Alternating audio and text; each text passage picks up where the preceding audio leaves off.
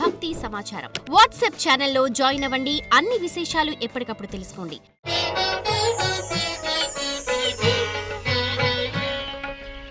జై వీరబ్రహ్మ జై గోవిందమాంబ జై. నేను మీ కృష్ణమాచార్య. శ్రీ బ్రహ్మపదం. ఒక వ్యక్తి యొక్క భూతభవిత వర్ధమానాలు తెలియజేసే జ్యోతిషాస్త్రమే అద్భుతమైతే, ఓ వ్యక్తి, ఓ వ్యవస్థ, ఓ రాష్ట్రం, ఓ దేశం యావత్ ప్రపంచ భవిష్యత్తుని ముందుగానే ఊహిస్తే, కాలచక్రంతో సహా వివరించగలిగితే, అటువంటి అద్భుతమైన ఫలితాలు చెప్పగలిగిన మహనీయులు, అవతార పురుషులు జగద్గురు శ్రీమద్ విరాట్ పోతులూరి వీరబ్రహ్మేంద్ర స్వాముల వారు. అందుకే ప్రపంచంలో ఎక్కడ ఏ వింత జరిగినా, ఏ విచిత్రం సంభవించినా బ్రహ్మంగారు కాలజ్ఞానంలో చెప్పారు, ఇలా జరుగుతోందని అంటూ ఉంటాం, వింటూ ఉంటాం. శ్రీ వీరబ్రహ్మేంద్ర స్వాముల వారి యొక్క పేరు తెలుగునాటే కాదు, భారతావనే కాదు, ప్రపంచం మొత్తం మీద కూడా ఎక్కడ ఏ వింత ఏ విచిత్రం సంభవించినప్పటికీ కూడా గురుదేవుల కాలజ్ఞానాన్ని మనం గుర్తు చేసుకుంటూనే ఉంటాం. చాలామందికి కొన్ని అపోహలు ఉంటాయి. కాలజ్ఞానం అంటే విశ్వప్రళయం, ప్రపంచానికి సంబంధించినటువంటి ప్రళయాల గురించి మాత్రమే ఇందులో రాసి ఉన్నారు. కాబట్టి అటువంటి వాటిని చదవటం వల్ల మనకి ఆందోళన కలుగుతుంది, బీభత్సం కలుగుతుంది. కానీ అది ఏమాత్రం వాస్తవం కాదు. సమకాలీన వర్ధమాన ప్రపంచంలోని సాంఘిక, సామాజిక, ఆర్థిక, రాజకీయపరమైనటువంటి అన్ని రంగాలకు సంబంధించినటువంటి విషయాన్ని గురించి గురుదేవులు కాలజ్ఞానంలో చెప్పారన్నటువంటి విషయాన్ని చెబుతూ ఎన్నో ఉదాహరణలతో జరిగిపోయినటువంటి ఎన్నో విషయాల గురించి మనం చెప్పుకుంటున్నాం. జరగబోయే అంశాల గురించి కూడా మనం చెప్పుకుంటున్నాం. కానీ మీ అందరికీ ఉన్నటువంటి అపోహే, మీ అందరికీ ఉన్న ఆతృతే, మీ మనసులో ఉన్నటువంటి భయమే కాలజ్ఞానం అంటే విశ్వప్రళయమా అన్నటువంటి ఆలోచనలు ఉన్నాయి.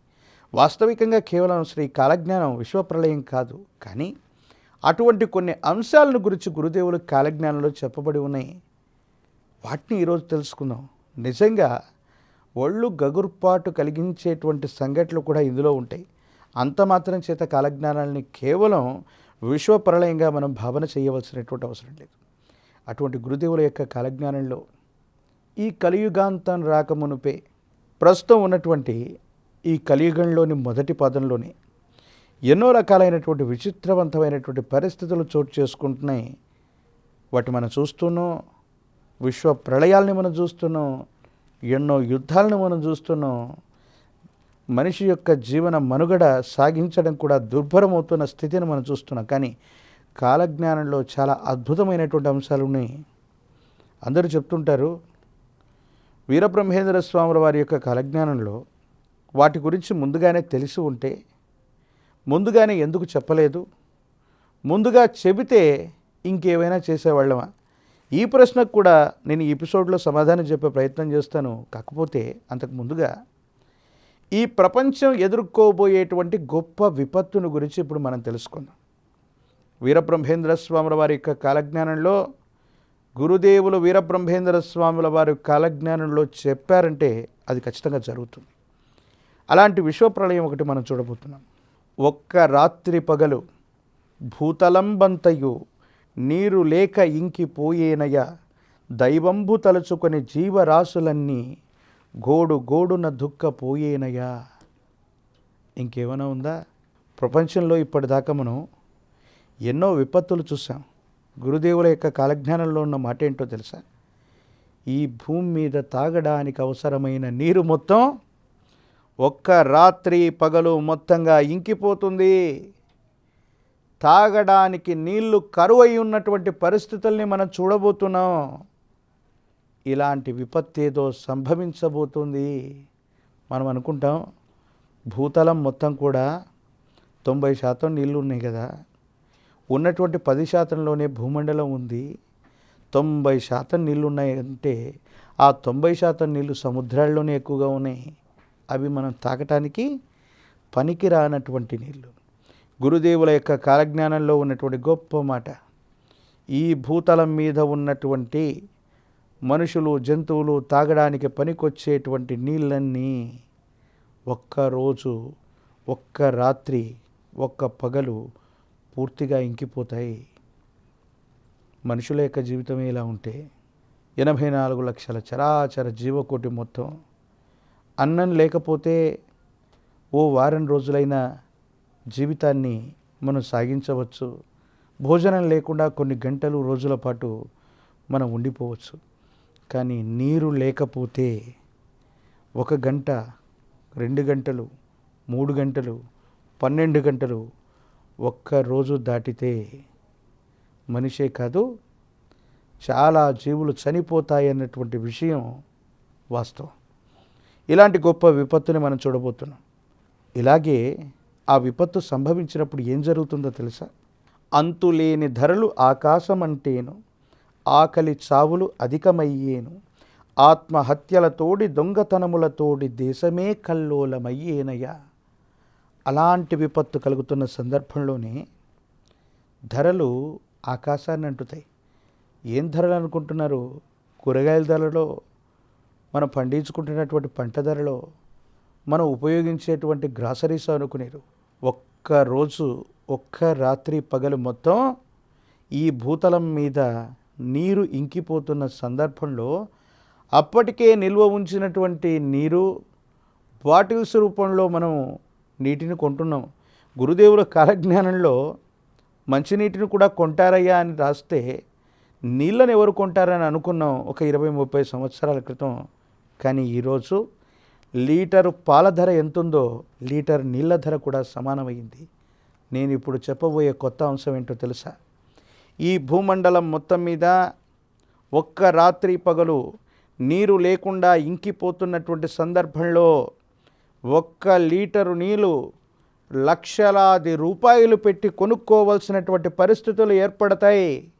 వినడానికి ఆశ్చర్యం కలిగించేటువంటి సంఘటన, విచిత్రవంతంగా అనిపిస్తూ ఉన్నా ఈ భూమండలం మీద 1 రోజు పాటు 1 రాత్రి పగలు నీరు మొత్తం ఇంకిపోతాయి. అప్పటికే నిల్వ ఉంచినటువంటి నీరు ఏదైతే ఉందో 1 లీటరు నీటిని లక్షలాది రూపాయలకి కొనుక్కోవలసినటువంటి పరిస్థితి. కేవలం ధనవంతులైనటువంటి వాళ్ళందరూ కూడా నీటిని నిల్వ చేసుకుంటారు లేదా ధనాన్ని పెట్టి కొనుక్కుంటారు. సామాన్యులకు అందుబాటులో లేకుండా పోతుందేమో. ఎంతోమంది ఆత్మహత్యలు చేసుకుంటారు నీరు దొరక్క చనిపోతారు. దొంగతనాలు జరుగుతాయి నీటి కోసం. దేశమే అల్లకల్లోలమయ్యేటువంటి పరిస్థితి ఉంది. నీటిని ఎంత విచక్షణారహితంగా వాడుతున్నాం మనం. మురుగునీటిగా ఎంత మారుస్తున్నాం. వర్షాధారమైనటువంటి నీటిని మనం నిల్వ చేసుకుంటున్నామా? ఏది ఏమైనా సమీపమైన భవిష్యత్తులో 4-5 సంవత్సరాల పర్యంతం అటు ఇటుగా, లేదా 1 దశాబ్దం, 10 సంవత్సరాల లోపే ఈ విపత్కరమైన పరిస్థితిని మనం చూడబోతున్నాం. నీటిని విచక్షణారహితంగా మనం వ్యర్థం చేస్తున్నాం. పర్యావరణ కాలుష్యం చేస్తున్నాం. ఇక మీదట మనిషి స్నానం చేసే సంగతి వేరు, మనిషి తాగడానికి అవసరమైన నీరు దొరకని దుస్థితిని మనం చూడబోతున్నాం అనటంలో ఎటువంటి సందేహం లేదు. గురుదేవుల యొక్క విశేషవంతమైనటువంటి కాలజ్ఞానతత్వం ఇలా చెప్తోంది. మనం అందరం అనుకుంటాం ఇవన్నీ పిచ్చి మాటలు, నీళ్లు దొరకపోవటం ఏంటి, 90% పైగా సముద్రాల్లో నీళ్లున్నాయి, వాటన్నిటిని ఏదో చేస్తాం, ఫిల్టర్ చేస్తాం, మరి చేస్తాం. మీ అందరికీ గతంలో జరిగిన గొప్ప అంశాన్ని మీకు గుర్తు చేసే ప్రయత్నం చేస్తాను. 2019లో అనుకుంటాను, ఈశాన్య దిక్కు నుండి విషగాలి వీచేను, లక్షలాది జనులు చచ్చేరయ్యా, కోరంకి అను జబ్బు 1 కోటి మందికి తగిలి కోడిలాగా తూగి చచ్చేరయ్యా అంటే కోవిడ్ మహమ్మారి వచ్చింది. ఈ విషయాన్ని సామాజిక మాధ్యమాల్లో చెప్పినప్పుడు ఎవరూ పట్టించుకోలే. ఆ తర్వాత చాలామంది అన్నారు కోవిడ్ గురించి నిజంగానే గురుదేవులు వీరబ్రహ్మేంద్ర స్వాముల వారు కాలజ్ఞానంలో ఉంటే ఒకవేళ నిజంగా దీని గురించి రచించి ఉంటే దీనికి విరుగుడు గురించి ఏమైనా చెప్పారా? తెలుసుకోకపోవటం మన మూర్ఖత్వం. అంతేకాని ఒక అవతార పురుషుడు వీరబ్రహ్మేంద్ర స్వాముల వారి యొక్క కాలజ్ఞానాన్ని పరిహాసించటం మనలాంటి మూర్ఖులకి కుదరదు. గురుదేవులు చాలా గొప్పగా చెప్పి ఉన్నారు. ఏంటో తెలుసా? కోరంకి అనుజబ్బు ఎంతమందికి తగిలి? 1 కోటి మందికి తగిలి ఎలా చనిపోతారో చెప్పారు కదా. కోడిలాగా తూగి చనిపోయేరయ్యా. కోడిలాగే ఎందుకు చెప్పారు గురుదేవులు అంటే, సంక్రాంతి లాంటి సందర్భాల్లో ఉభయ తెలుగు రాష్ట్రాల్లో కోడి పందాలు బాగా జరుగుతూ ఉంటాయి. మనం చూస్తూ ఉంటాం అనునిత్యం కూడా. ఈ కోడి పందాలు జరుగుతూ ఉన్నటువంటి సందర్భంలో ఒక కోడి మరో కోడితో తగులాడుతున్నప్పుడు రక్త గాయాలు అవుతాయి. వాటి కాళ్ళకి కత్తులు కడతారు. రక్త గాయాలు అయినప్పటికీ కూడా ఆ రెండూ కూడా తగులాడుతూనే ఉంటాయి. కోడిలో ఒక బలహీనమైనటువంటి వ్యవస్థ ఉంది, అదే శ్వాస వ్యవస్థ. ఏ కోడికైనా సరే శ్వాస వ్యవస్థకు దెబ్బ తాకింది అంటే ఆ కోడి వెంటనే చనిపోతుంది, ఊపిరాడనటువంటి పరిస్థితి వస్తుంది. అప్పుడు ఏం చేస్తారో తెలుసా?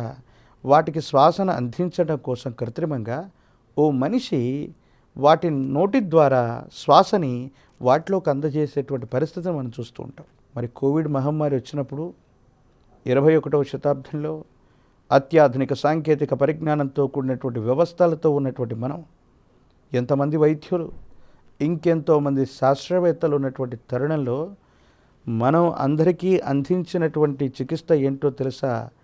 కృత్రిమంగా బయట నుండి గాలిని అందించడమే. గురుదేవులు వీరబ్రహ్మేంద్ర స్వాముల వారు శ్వాస వ్యవస్థకు సంబంధించినటువంటి రోగంరా బాబు, ఇది బయట నుండి శ్వాసను అందించడం తప్ప దీనికి ప్రత్యామ్నాయమైనటువంటి మార్గం ఏది లేదని చెప్పారు. తెలుసుకోకపోవటం మన మూర్ఖత్వం. ప్రత్యేకించి కోవిడ్ బారిన పడ్డటువంటి వాళ్ళు చాలామంది ఎలా చనిపోయారంటే లంగ్స్ ఇన్ఫెక్షన్ అయ్యాయనో, ఊపిరాడక భయపడి చనిపోయారనో, ఇలాంటి వాటిని మనం చాలా విన్నాం. మన కుటుంబంలోనూ, మన సన్నిహితుల్లోనూ, ఆప్తుల్లోనూ, మిత్రుల్లోనూ ఎవరో ఒకరు చనిపోయినటువంటి దాఖలాల గురించి మనం విన్నాం. అది వాస్తవం. ఇది మరొకసారి చెప్తున్నాను. గురుదేవులు వీరబ్రహ్మేంద్ర స్వాముల వారు కాలజ్ఞానంలో చెప్పినటువంటి ఒక్కో మాట నిజమవుతూ వస్తోంది.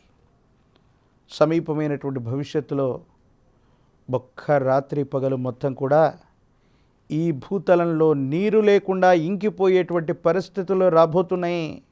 ఈ భూమండలంలో మనిషి చేస్తున్నటువంటి విపరీతమైనటువంటి పరిస్థితులు అవ్వచ్చు, మనం చేస్తున్న ఇబ్బందికరమైనటువంటి స్థితిగతుల వల్ల అవ్వచ్చు, సమీపమైనటువంటి భవిష్యత్తులో చాలా ఇబ్బందుల్ని మనం ఎదుర్కోబోతున్నాం, చాలా సమస్యల్ని మనం చూడబోతూ ఉన్నాం, చాలా విపత్తుల్ని మనం చూస్తాం. విశ్వ మానవాళికి 84 లక్షల చరాచర జీవకోటికి ప్రాణధారమైనటువంటి నీరే ఒక్క రాత్రి పగలు ఇంకిపోతే మన పరిస్థితి ఏ విధంగా ఉంటుందో ఒక్కసారి ఆలోచిద్దాం. అప్పటికి నిల్వ పెట్టుకున్నటువంటి నీళ్లు ఒక్కో లీటరు ధర లక్షలాది రూపాయలకు అమ్మబడుతుంది.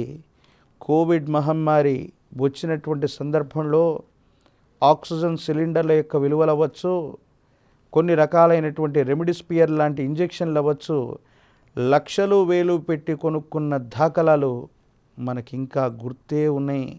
నీటిని కూడా వేలు లక్షలు పెట్టి కొనుక్కోవాల్సినటువంటి అగత్యం కూడా పొంచి ఉంది. ఈ కలియుగాంతం గురించే కాదు బ్రహ్మంగారు వీరబ్రహ్మేంద్ర స్వామి వారు కాలజ్ఞానంలో చెప్పింది. కలియుగంలో 5,000 గడిచినటువంటి మీదట పంచాంగములు పనికి మాలిన వైపోవు, నవగ్రహంబుల నడక మారేను అంటూ తాను వీరభోగ వసంతుడుగా రాబోయేటువంటి తరుణానికి ముందుగా వచ్చేటువంటి ఎన్నో విపత్తుల గురించి, ఎన్నో మార్పుల గురించి, విచిత్రాల గురించి, సామాజిక వర్ధమాన ప్రపంచంలో చోటు చేసుకోబోయే ఎన్నో రకాలైనటువంటి అంశాలను గురించి ఆ మహనీయులు, అవతార పురుషులు వీరబ్రహ్మేంద్ర స్వాముల వారు మనకు చెప్పి ఉన్నారు. స్వామివారు చెప్పినట్టుగానే ప్రతి మాట వాస్తవమవుతుంది, ప్రతిది సత్యమవుతుంది, నిత్యమవుతుంది.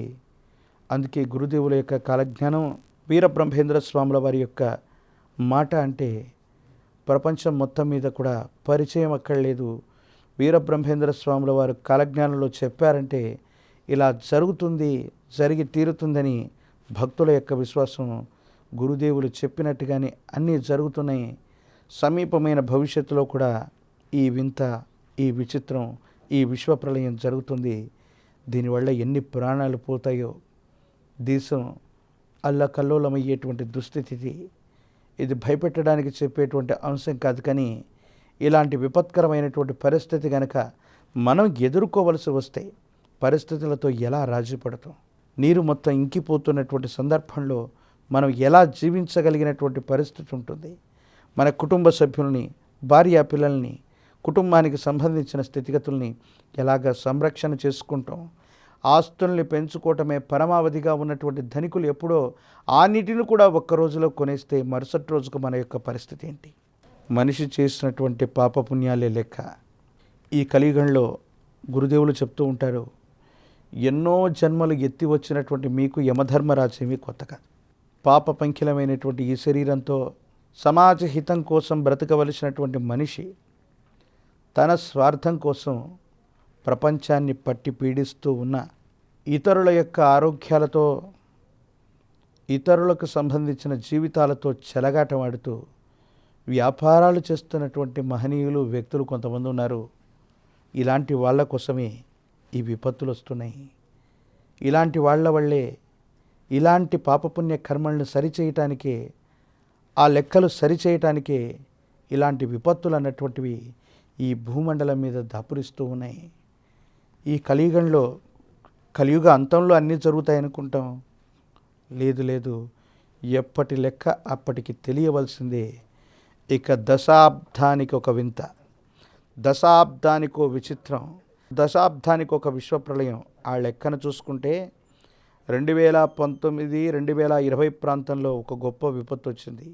ఇక దశాబ్దానికో విపత్తు అనుకుంటే మళ్ళీ 2029, 2020 లోపు, ఇక్కడ నుండి 10 సంవత్సరాలు తీసుకుంటే 2029, 2030 లోపు మళ్ళీ గొప్ప విపత్తుని మనం చూడబోతున్నాం. ఇలాంటి వింతలు, విచిత్రాలు, విశ్వప్రళయాలు ఎన్నో ఈ భూమండలం మీద చోటు చేసుకోబోతున్నాయని గురుదేవులు వీరబ్రహ్మేంద్ర స్వాముల వారు కాలజ్ఞానంలో చెప్పారు. ఇలా జరగబోతుంది. ఇలాంటి పరిస్థితుల నుంచి రక్షించాలని గురుదేవులు వీరబ్రహ్మేంద్ర స్వాముల వారిని శరణాగతితో మనం ప్రార్థన చేద్దాం.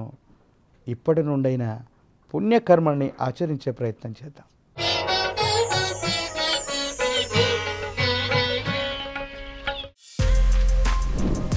For more videos like this, subscribe Big TV channel.